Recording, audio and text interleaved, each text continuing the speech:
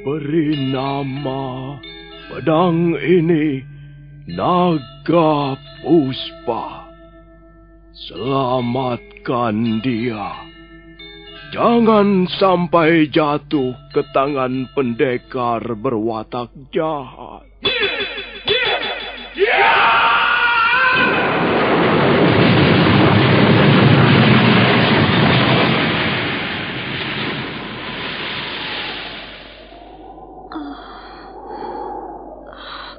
Kakang Kamandanu, kau masih juga tidak percaya bahwa aku mencintaimu. Mesin, maafkan aku, Mesin. Mesin, Mesin.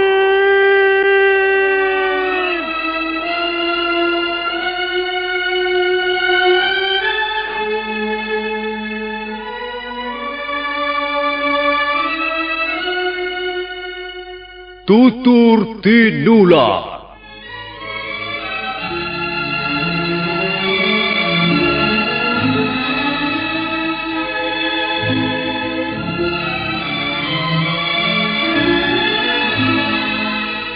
Sebuah sandiwara radio serial, produksi Sanggar Cerita dan Teater Sanggar Prativi. Sebuah kisah dengan latar belakang sejarah runtuhnya Singasari dan berdirinya Kerajaan Majapahit.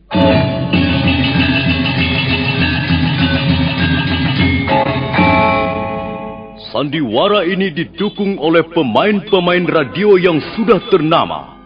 Ferry Fadli, Ivone Rose, dan Eli Ermawati.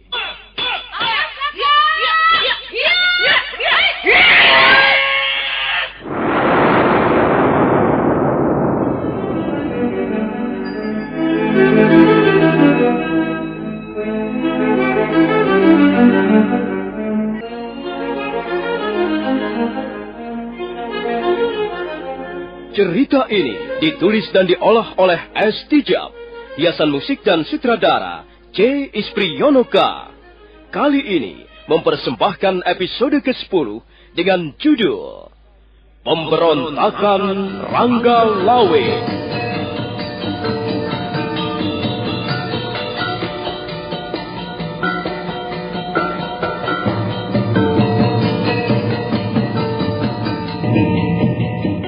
Dalam seri ke-293 ini didukung oleh para pemain Ferry Fadli sebagai Arya Kamandanu, Ivone Rose sebagai Sakawuni, Rusli sebagai Rangga Lawe, Kasdu Dewa sebagai Rapodang, dan Asdi Suhastra pembawa cerita. Selamat menikmati.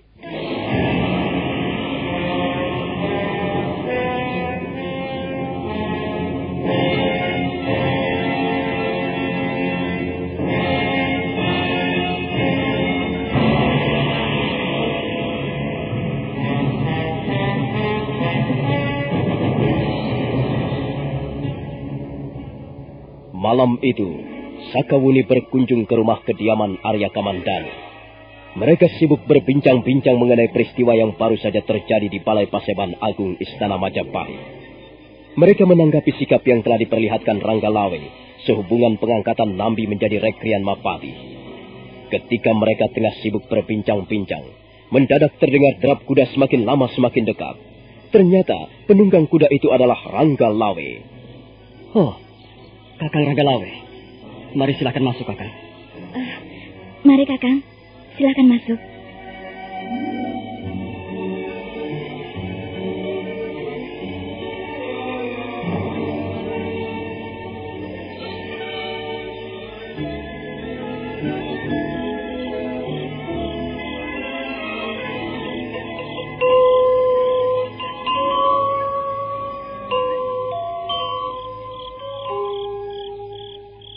Kalian berdua tidak merasa risih dengan kehadiranku di sini? Mengapa harus merasa risih, Kakang Rangga Lawe?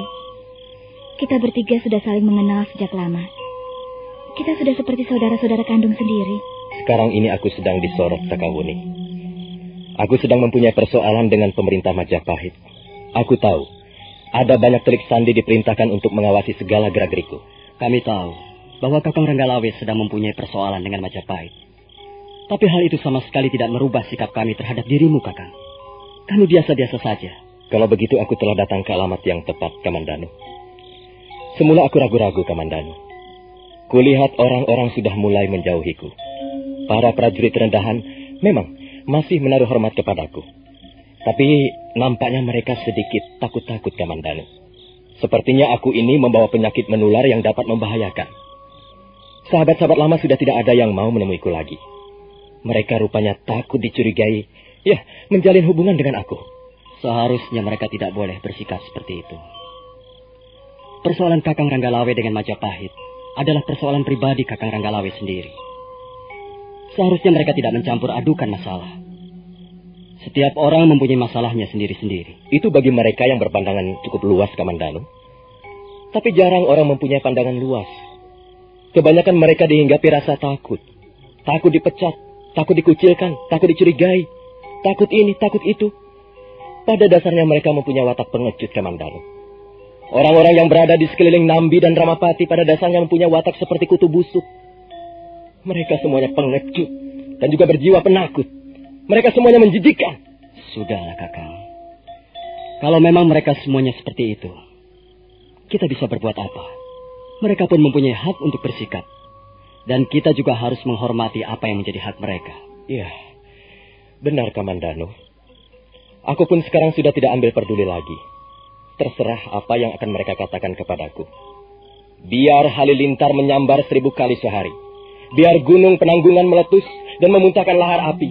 Biar langit runtuh dan bumi melolong-lolong. Aku tidak akan ambil peduli, Kamandanu. Persetan dengan mereka itu. Maaf, Kakang Ranggalawe. Apakah Kakang mempunyai keperluan khusus sehingga Kakang sudi mampir kemari? Iya. Sebenarnya keperluanku ini tidaklah penting, Sakawuni. Begini, Sakawuni. Iya, Kakang. Dan kau juga, Kamandanu.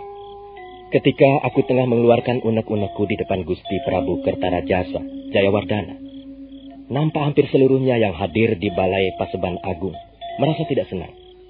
Kulihat banyak di antara mereka berwajah masam. Dan aku tahu, hampir seluruh hadirin tidak setuju dengan sikap dan pernyataanku. Tapi kulihat kalian berdua tenang-tenang saja. Dan kulihat kalian berdua masih menunjukkan sikap bersahabat denganku. Sampai kapanpun Kakang Ranggalawe tetap sahabat kami. Benar, Kakang. Sampai kapanpun kami akan menjadi sahabatmu. Iya. Terima kasih atas pernyataan kalian. Itulah sebabnya aku datang kemari malam ini. Aku ingin mendengar pendapat kalian berdua. Aku ingin tahu bagaimana pendapat kalian sehubungan dengan peristiwa di Balai Paseban Agung itu. Maaf, Kakang Ranggalawe. Sebenarnya kami juga agak terkejut begitu melihat Kakang menumpahkan unek-unek di depan Gusti Prabu. Kami sama sekali tidak pernah menduga bahwa Kakang Ranggalawe menyimpan unek-unek seperti itu. Jelas bahwa keputusan Sang Prabu tidak adil, Kamandanu. Kalian pasti melihat sendiri. Kalian membuktikan sendiri orang seperti apa Nambi itu. Sebelum Majapahit berdiri, 2 kali kita terlibat dalam peperangan besar. Dan apa yang telah dilakukan oleh Nambi? Dia hanya terus-menerus menempel Sang Prabu. Dia tidak pernah mau menjauh dari Sang Prabu. Tapi pernahkah dia mengotori tangannya dengan darah musuh? Berapa banyak musuh telah dibunuhnya? Bagiku Nambi tetap bukanlah manusia yang berjasa, Kamandanu. Namun begitu, mengapa Sang Prabu justru memberinya jabatan Rekrian Mapati? Inilah yang membuat aku tidak habis pikir, Kamandanu. Aku menjadi gelisah sepanjang siang maupun malam. Hatiku dicambuk oleh rasa kecewa yang luar biasa besarnya. Aku tidak terima. Sampai kapanpun aku tidak akan pernah terima, Kamandanu. Tapi Kakang, hal itu sudah menjadi keputusan Gusti Prabu. Iya, Kakang. Bagaimanapun juga, kita harus menerima keputusan Gusti Prabu dengan senang hati. Tidak bisa begitu, Sakawuni. Itu namanya kita tidak mempunyai pendirian. Kita ini manusia, Kamandanu. Kita manusia seutuhnya, Sakawuni. Kita harus mempunyai pendirian yang teguh. Kita harus mempunyai sikap. Kita harus mempunyai suara. Dan kita juga harus mempunyai pendapat kita sendiri. Kita harus berani bilang tidak kalau memang benar-benar itu tidak. Benar, Kakang Ranggalawe. Memang kita harus menjadi manusia seutuhnya. Tapi kita harus ingat juga bahwa kita hanyalah kawula. Tugas dan kewajiban utama bagi setiap kawula adalah mengabdi kepada junjungannya. Semula aku juga berpendapat begitu, Kamandanu. Tapi sekarang lain. Kalian pasti masih ingat, Kamandanu. Kita berjuang keras untuk menumbangkan kekuasaan Prabu Jayakatwang. Kita berjuang keras untuk meruntuhkan Kediri. Untuk apa? Mengapa kita harus menumbangkan kekuasaan Prabu Jayakatwang? Karena kita mendambakan rasa keadilan dan kebenaran, Kamandanu. Rakyat sangat haus akan rasa kebenaran dan keadilan. Yang benar harus dikatakan benar. Dan yang salah juga harus ditandai dengan garis merah, Kamandanu. Dan sekarang, setelah Majapahit berdiri, mengapa kita lalu berubah sikap? Tidak, Kamandanu. Ranggalawe tetap Ranggalawe. Apapun nama kerajaannya, siapapun rajanya, kita tidak boleh memupuk rasa ketidakadilan itu. Siapa yang salah harus salah. Kalau Gusti Sang Ramawijaya adalah seorang raja besar, beliau pasti mau mencabut keputusan itu. Maaf, Kakang Ranggalawe. Memang benar. Barang siapa salah, harus salah. Mau mengakui kesalahan merupakan suatu jalan keluar yang paling baik. Tapi persoalannya di sini. Siapakah sebenarnya yang bersalah? Jadi, menurut pendapatmu, keputusan Prabu itu untuk mengangkat Nambi menjadi Rekrian Mapati itu benar? Begitu, Kamandanu? Keputusan itu kau anggap tepat dan benar? Maaf, Kakang Ranggalawe. Dalam hal ini saya kurang begitu mengerti. Entahlah. Mungkin keputusan itu benar. Mungkin juga kurang benar. Saya hanya tahu bahwa hal itu sudah diputuskan secara resmi oleh Gusti Prabu Kertarajasa Jayawardana. Benar, Kakang Ranggalawe. Kami tidak pernah berpikir secara jelimet. Kami ingin menjadi orang-orang yang sederhana saja. Bagi kami, tugas kami yang utama ialah mengabdi pada Gusti Prabu dan Majapahit. Benar apa yang telah dikatakan Sakawuni, Kakang Ranggalawe. Kami hanya ingin mengabdi. Kami tidak mempunyai keinginan yang lain, kecuali mengabdi kepada Gusti Prabu dan kepada Majapahit. Dan kami mempunyai banyak cara untuk mengabdi. Sekalipun kami menjadi warga negeri biasa, tanpa pangkat, tanpa jabatan ataupun kedudukan, tanpa lencana-lencana kehormatan, kami yakin bahwa kami masih akan bisa mengabdi kepada Majapahit. Aku pun bisa berkata begitu, Kamandanu. Selama ini apa yang tidak pernah kuberikan kepada Majapahit? Semua orang tahu Ranggalawe tidak bisa dipisahkan dengan Majapahit. Semenjak Majapahit ini belum ada, semenjak Majapahit masih menjadi hutan belantara, aku sudah tinggal di sini dan bekerja keras. Dan sekarang Majapahit sudah berdiri menjadi sebuah negeri, sebuah kerajaan yang makin lama makin berkembang dengan pesat. Persoalannya bukan hanya persoalan mengabdi, Kamandanu. Persoalannya sekarang ini adalah seorang yang bernama Nambi, yang dengan siasat liciknya telah berhasil duduk di atas kursi kehormatan Rekrian Mapati. Hal inilah, ya, yang membuat hati dan jiwaku selalu bergelora, Kamandanu. Setiap kali ku ingat Nambi, orang yang hanya pandai memutar lidah itu, yang pandai menunjukkan muka manis di depan junjungannya, rasanya aku menjadi muak. Benar-benar menjijikkan. Demikian pula orang yang bernama Ramapati itu. Dua orang itu seperti saudara kembar saja. Sama liciknya, sama licinnya, dan sama-sama banyak mempunyai akal bulusnya. Aku tidak rela Majapahit dihuni oleh orang-orang seperti itu, Kamandanu. Percuma aku berjuang mengorbankan segala-galanya, kalau akhirnya Nambi yang akan memetik buahnya. Maaf, Kakang Ranggalawe. Nampaknya Kakang terlalu tercekam oleh jabatan Rekrian Mapati. Memang. Aku tidak tedeng aling-aling, Kamandanu. Aku ini orang yang senang berkata belak-belakan. Aku tidak suka menutup-nutupi diriku. Aku tidak ingin menjadi orang munafik. Memang. Aku menginginkan jabatan Mapati. Dan celakanya Nambila yang beruntung. Aku sungguh-sungguh kesal, Kamandanu. Mengapa harus Nambi yang beruntung? Semula kukira Paman Lembu Soralah yang akan diangkat menjadi Rekrian Mapati. Kalau Paman Lembu Sorah dianggap kurang memadai, karena beliau sudah agak tua usianya, kukira akulah yang akan ditunjuk menduduki jabatan itu. Tapi dasar nasibku sial. Jabatan itu terlepas dari tanganku, dan bahkan diberikan kepada orang yang paling tidak aku sukai di seluruh Majapahit ini. Kurang ajar. Nasibku benar-benar kurang ajar. Hal inilah yang membuatku tidak bisa tidur nyenyak, Kamandanu. Aku benar-benar tidak terima. Maaf, Kakang Ranggalawe. Kakang bisa saja tidak terima. Tapi kalau hal ini sudah menjadi keputusan Gusti Prabu, saya kira Kakang tidak bisa berbuat apa-apa lagi. Apa, Sakawuni? Aku tidak bisa berbuat apa-apa. Selama Ranggalawe masih bernafas, Sakawuni. Selama tanganku ini masih mampu menggenggam keris megalamatku, aku mempunyai banyak cara untuk melampiaskan rasa tidak puasku. Pendirianku sudah tetap. Sikapku tidak mungkin dirubah, Sakawuni. Ibarat gunung masih bisa dipindah-pindah, tapi sikap dan pendirian Ranggalawe tidak bisa digeser barang setapak pun, Sakawuni. Pokoknya selama Nambi masih enak-enak, ongkang-ongkang kaki menikmati jerih payahku, tidak sudi aku tinggal di Majapahit.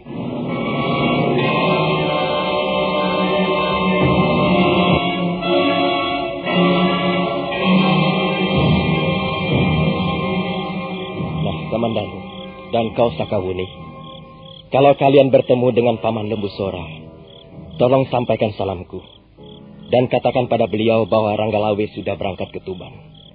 Aku pergi sekarang. Kasihan Kakang Ranggalawe. Iya, kasihan Kakang Ranggalawe.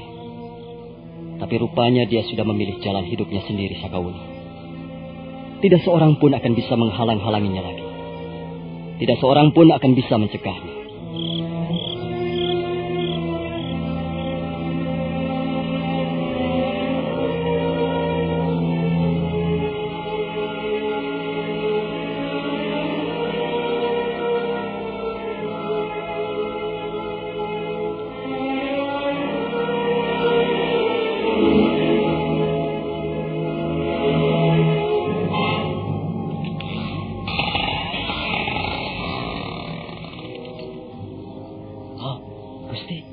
Gusti Ranggalawe.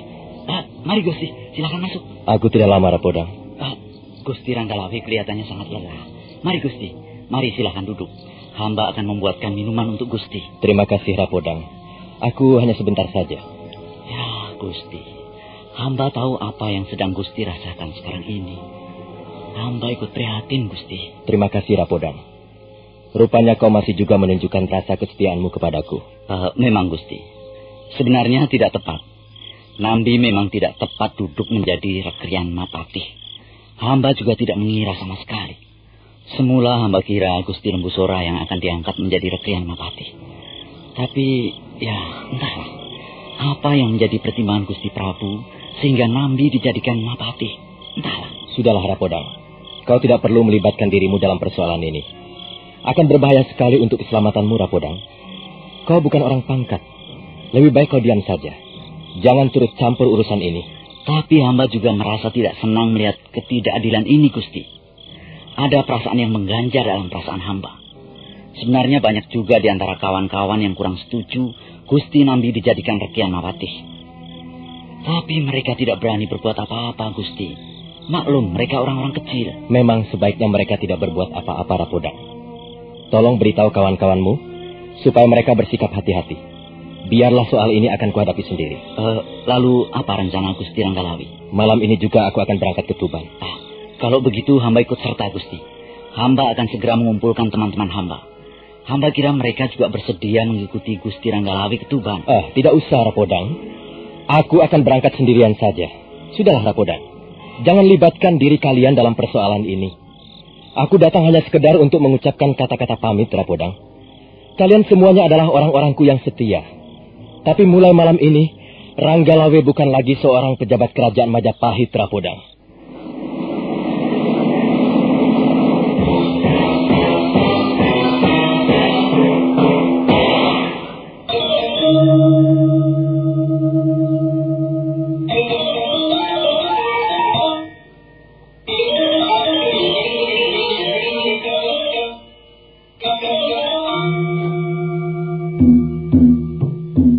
Rapodang memang sudah sejak lama menjadi orang kepercayaan Ranggalawe.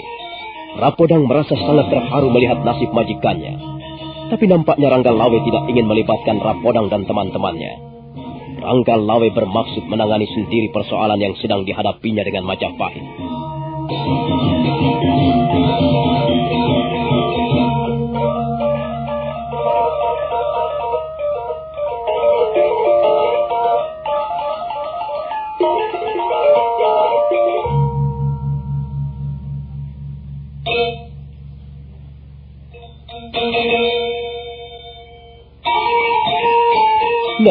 Saudara pendengar, bagaimanakah kisah selanjutnya?